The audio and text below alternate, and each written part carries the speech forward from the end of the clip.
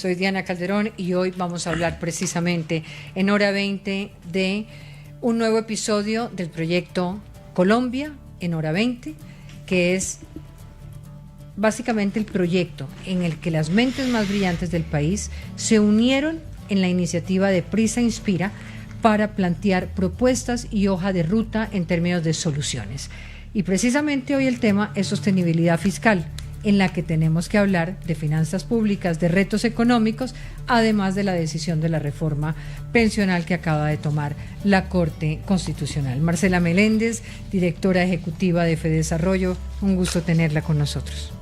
Gracias, Diana, un gusto estar acá. César Pavón, director de investigación económica de Corfi Colombiana, muy buenas noches. Buenas noches, Diana, y a toda la audiencia. Juan Carlos Ramírez es el presidente del Comité Autónomo de la Regla Fiscal de la CARF. Buenas noches, Diana. ¿Cómo le va? Muy bien, muchas gracias. Muy bien. Y también tenemos a Mauricio Salazar, director del Observatorio Fiscal de la Universidad Javeriana. Diana, buenas noches y a la audiencia un saludo muy especial. Pues ya un poco hemos escuchado lo que ocurrió, así que entro de lleno pues a preguntarles a ustedes la primera opinión sobre qué cambia en el panorama fiscal con la decisión de la Corte Constitucional sobre la reforma pensional, y luego nos vamos a lo que se trató y se trabajó en el proyecto Colombia. Marcela. Gracias, Diana. De lo que yo alcanzo a entender, sí, creo que es buena noticia la decisión de la Corte de hoy. Creo que la reforma pensional del presidente Petro podría haber sido mejor, pero en cualquier caso deja al país en un lugar mejor al lugar en que estaba. Y desde el punto de vista fiscal, esto significa que se detiene, digamos, esa bola de nieve tremenda relacionada con los aumentos a los subsidios, o con los subsidios dirigidos en esencia a las pensiones más altas.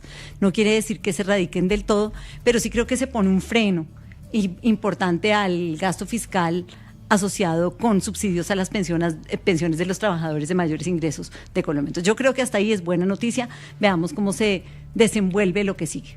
Sí, porque hay como algunas preguntas, por ejemplo, la de la ventana de oportunidad, que resultó exequible. ¿Eso qué implica para las 166,000 personas que se trasladaron de fondo? O si Colpensiones cuenta con la capacidad para preparar responsabilidades que le asigna la pensional antes del 1 de abril del 27. Pero los escucho.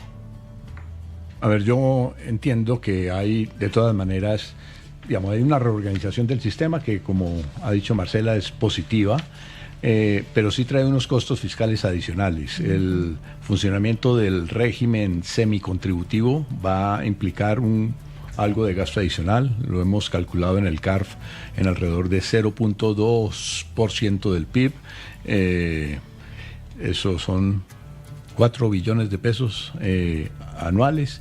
Y entiendo que hay una serie de elementos que todavía están en proceso de definición. El fondo que maneja el Banco de la República, algo que llaman las cuentas generacionales, que es como un mecanismo de definición sobre el cual luego se liquidan ciertas pensiones. Es positivo, tiene costos fiscales, pero creo que no es lo más definitivo. Pero costos fiscales tiene esta o cualquier reforma pensional, para decir la verdad.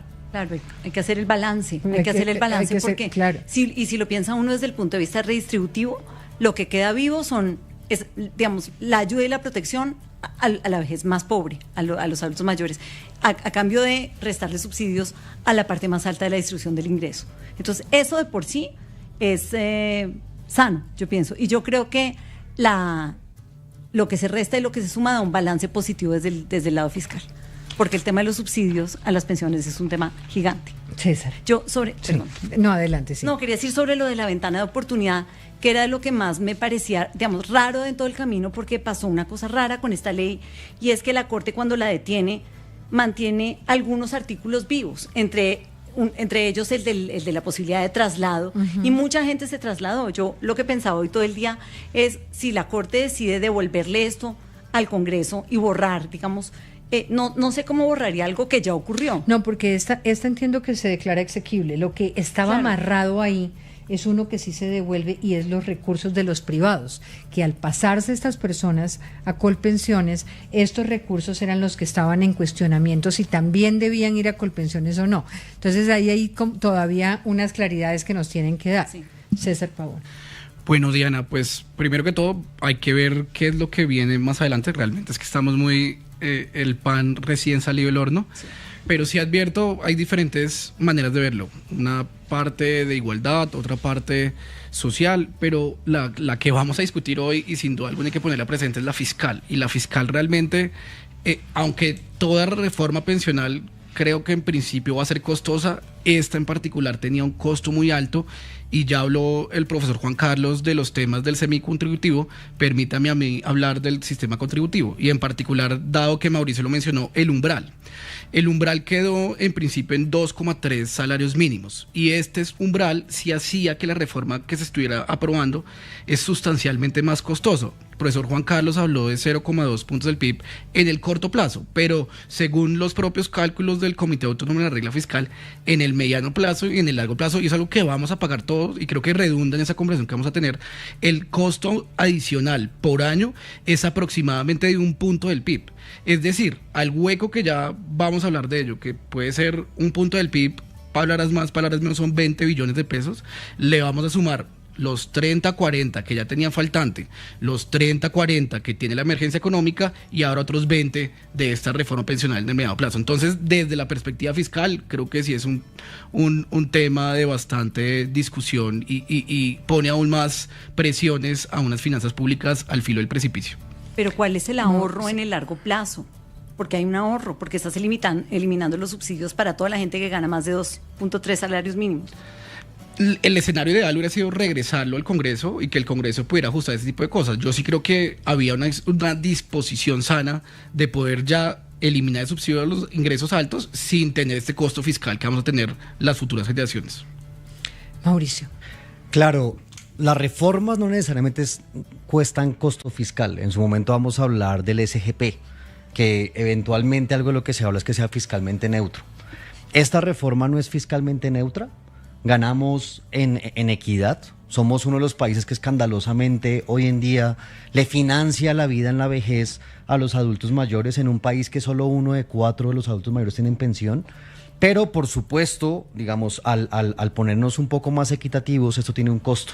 Y lo que decía César es cierto, en la medida, digamos, este umbral es importante porque ese umbral tiene subsidio. En la medida que ese umbral sea más bajo, tiene menos costo fiscal.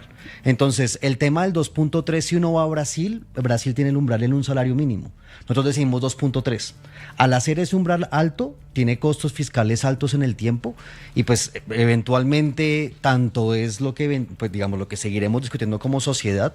Y nuevamente la pregunta a largo plazo es la plata de dónde sale. Nos ahorramos en los de alta pensión, pero les vamos a dar más también en el semicontributivo a otras personas. Entonces hay el costo y sumas y restas, lo que se ve en el largo plazo son costos, pero pues es decir, simplemente esto hace parte de una democracia en la cual cuando discutimos derechos eventualmente tienen un costo.